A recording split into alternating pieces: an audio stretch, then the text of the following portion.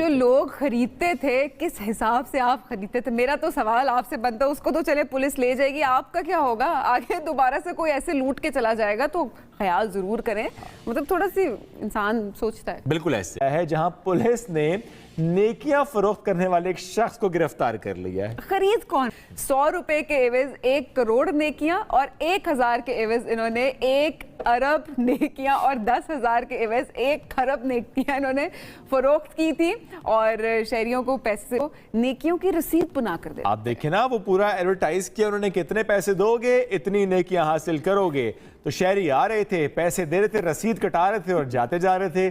اس ملزم قبضے سے وہ رسید ملی ہے، رسید بک ملی ہے، نقدی بھی ملی ہے۔ جو شہری آ رہے تھے اور پیسے دے کر جا رہے تھے کہ ہم آپ کو اتنے پیسے دیں گے، ہمارے حصے کی اتنی نیکیوں کی رسید ہمیں کاٹ دیجئے، تو اب بہرحال پولیس نے انہیں گرفتار کر لیا ہے اور اب پولیس ان سے پوچھے گی کہ یہ جو رسید آپ کاٹ